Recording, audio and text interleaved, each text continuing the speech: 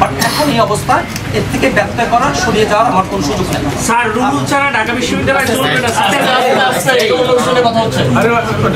এখন যদি আমরা এটা ব্যর্থ করি আমাদেরকে অডিট অবজেকশন দেবে, সেই অডিট অবজেকশন এমন হয় বলেছি স্যার, এটা থেকে অডিট বলছি আমরা তো বলছি যে আপনার অফিসে স্টাফ ব্যবস্থা নেবেন যে বলে যে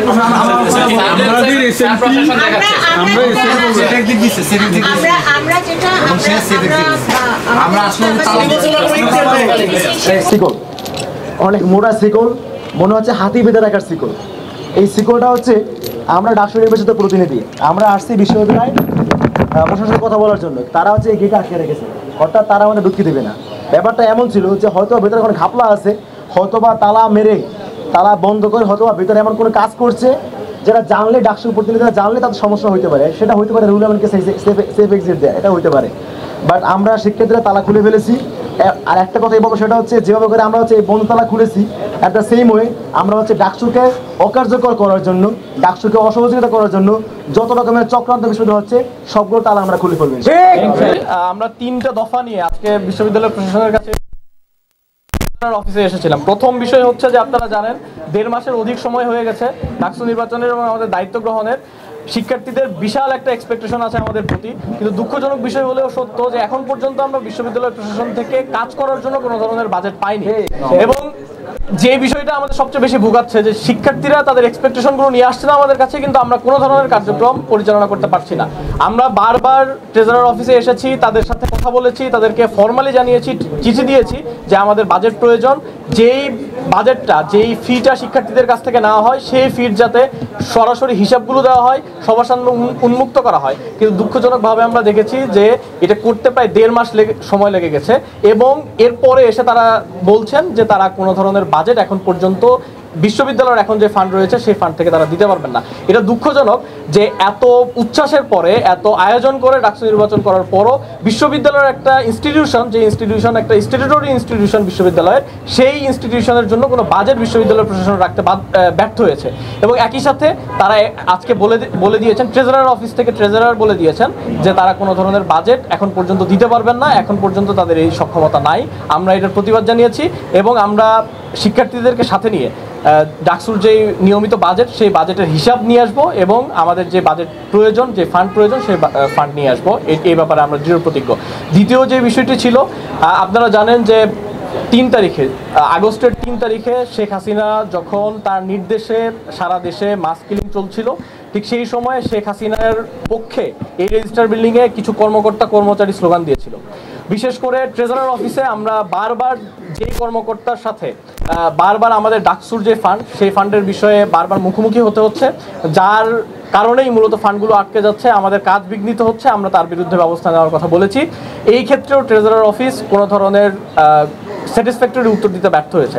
আমরা পরবর্তী সময়ে প্রভিসি অ্যাডমিন যিনি আছেন তার সাথে কথা বলেছি, ম্যাম আমাদেরকে জানিয়েছেন যে দ্রুত সময়ের ভিতরে ব্যবস্থা নেবেন। আমরা স্পষ্টভাবে বলে এসেছি যে আগামীকাল থেকে কোনোভাবেই তিনি এই রেজিস্টার বিল্ডিংয়ে প্রবেশ করতে পারবেন না, কারণ তিনি সরাসরি শেখ হাসিনার নামে স্লোগান দিয়ে তাকে ক্ষমতায় রাখার জন্য যা করা দরকার সেটি করেছেন এবং সেটাতে তিনি নেতৃত্ব দিয়েছেন। ফলে আমরা এই ধরনের কোনো কর্মচারীকে চাই না। একই সাথে এই বিষয়টা অন্যান্য কর্মচারীদের জন্য এক ধরনের ওয়ার্নিং যে আমরা এতদিন ধরে দেখে এসেছি যে যারা এই ধরনের ফ্যাসিবাদের দোসর ছিল তারা বড় বড় কথা বলে দীর্ঘ সময় ধরে বিভিন্ন জায়গায় নেতৃত্ব দেওয়ার চেষ্টা করে আসছে। আমরা তাদেরকেও সতর্ক করছি যে প্রত্যেকের বিরুদ্ধে ব্যবস্থা নেওয়ার জন্য আমরা অনুরোধ জানিয়েছি বিশ্ববিদ্যালয় প্রশাসনকে, তারা যদি ব্যর্থ হয় তাহলে শিক্ষার্থীদের সাথে নিয়ে আমরা এই বিষয়ে পদক্ষেপ নিব।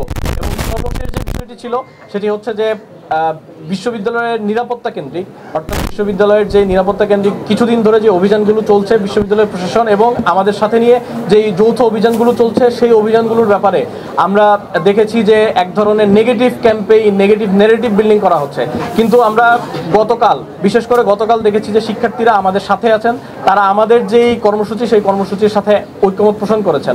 আমরা তাদেরকেও সতর্ক করতে চাই যে শিক্ষার্থীদের যেই মতামত, শিক্ষার্থীদের যে মনস্তত্ত্ব সেটা বোঝার চেষ্টা করুন, আপনাদের নিজেদের রাজনীতি করুন, কিন্তু কোনোভাবেই ক্যাম্পাসের বাইরের যারা ক্যাম্পাসের এই ক্যাম্পাসের অংশ নয় তাদের স্বার্থ রক্ষার নামে তাদের মানবিকতা ক্যাটাগরিক্যালি মানবিকতার নামে কোট আনকোট যেই কর্মসূচিগুলো আপনারা বাস্তবায়ন করছেন ক্যাম্পাসকে অস্থিতিশীল করার জন্য, এটি যদি আপনারা বন্ধ না করেন তাহলে অবশ্যই শিক্ষার্থীরা এটার জবাব দিবে এবং আমরা শিক্ষার্থীদের সাথে থাকবো। এবং একই সাথে অন্যান্য যে বিষয়গুলো রয়েছে, নিরাপত্তাজনিত যে বিষয়গুলো রয়েছে, শুধুমাত্র ভবঘুরে এবং হচ্ছে এই সকল অবৈধ দোকানই নিরাপত্তার সাথে জড়িত নয়, অন্যান্য যে বিষয়গুলো রয়েছে নিরাপত্তার সাথে জড়িত, আমরা বিশ্ববিদ্যালয় প্রশাসনকে বলেছি যাতে দ্রুত সময়ের ভেতরে এই ব্যাপারগুলোতে ব্যবস্থা নেওয়া হয় এবং সরাসরি সেটা পাবলিকলি শিক্ষার্থীদের কাছে প্রকাশ করা হয় যে আসলে কি ব্যবস্থাগুলো নেওয়া হচ্ছে। এই ছিল তিনটি বিষয়ে আমাদের দিক থেকে আজকে যেই দাবি ছিল সেই দাবির বিষয়ে বক্তব্য। টিএসসিতে উচ্ছেদের যে প্রতিবন্ধকতা শিকার হচ্ছে, তো প্রত্যাশার যে ডাকসু, সেই ডাকসুতে চ্যালেঞ্জ কি এই 2 মাসে?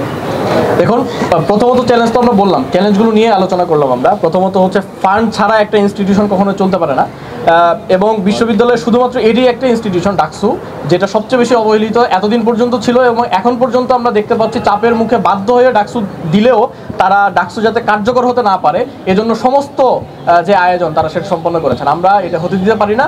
আমরা ফান্ড নিয়ে যে সকল চ্যালেঞ্জ আমরা মুখোমুখি হচ্ছি সেটা সমাধান করে ফেলবো ইনশাল্লাহ। এবং পাশাপাশি যেই শক্তি যারাই এই ক্যাম্পাসে শিক্ষার্থীদের স্বার্থের কথা চিন্তা না করে অন্য স্বার্থের কথা চিন্তা করছেন, নিজেদের স্বার্থের কথা চিন্তা করছেন, বিভিন্ন ধরনের চাঁদাবাজি থেকে শুরু করে বিভিন্ন ধরনের সিন্ডিকেট তৈরি করেছেন, অবশ্যই তারা আমাদের জন্য চ্যালেঞ্জ, কিন্তু এই চ্যালেঞ্জের সামনে আমরা মাথা নত করবো না, আমরা আমাদের কার্যক্রম চালিয়ে যাবো। প্রথম বিষয় হচ্ছে যে অভিযান চালাচ্ছি আমরা, এগুলো সাময়িক অভিযান। আমাদের হচ্ছে মেনলি পার্মানেন্টলি সলিউশন করার চিন্তা আছে। আমরা পার্মানেন্ট সলিউশন করার জন্য আমরা চিন্তা করেছি আমাদের বিশ্ববিদ্যালয়ের প্রত্যেকটা প্রবেশ পথে আমরা হচ্ছে সার্বক্ষণিক নিরাপত্তা প্রহরী রাখবো, যারা হচ্ছে ক্যাম্পাসে প্রবেশ ক্ষেত্রে মানুষকে বাধা দেবে না মেনলি, বা যারা ক্যাম্পাসে ঢুকতেছে তাদেরকে ফিল্টার করবে যে তাদের প্রয়োজন কি, ক্যাম্পাসের শিক্ষার্থী কিনা, যে জরুরি প্রয়োজন যাতে থাকবে তাদের ক্যাম্পাসে অ্যালাউ করবো। আর বাইরে যারা অপ্রয়োজনীয়, বিশেষ করে যারা আমাদের ক্যাম্পাসের শিক্ষার্থী নিরাপত্তার জন্য হুমকি, মাদকাসক্ত, ছিনতাইকারী, এই ধরনের পাগল মানুষজন যারা আছে, এই ধরনের ক্যাম্পাস ঢুকতে না দেওয়া হয় 24 ঘন্টার মধ্যে এরকম সার্বক্ষণিক একটা নিরাপত্তা ব্যবস্থা আমরা করবো। এটা হচ্ছে আমাদের পার্মানেন্ট সলিউশন। বাট এইটা যেহেতু সময় সাপেক্ষ একটা ব্যাপার, এই সময় সাপেক্ষ ব্যাপার হওয়ার কারণে এই সময়ের মধ্যেও যেন আমাদের শিক্ষার্থীরা নিরাপত্তা হুমকিতে না ভোগে, সেই জায়গা থেকে, সেই কনসার্ন থেকে আমরা হচ্ছে বিশ্ববিদ্যালয় প্রশাসনের সমন্বয় করে মাঝে মধ্যে অভিযান চালাচ্ছি। এটা হচ্ছে নিয়মিত থাকবে যতদিন পর্যন্ত আমাদের পার্মানেন্ট সলিউশন আসতেছে।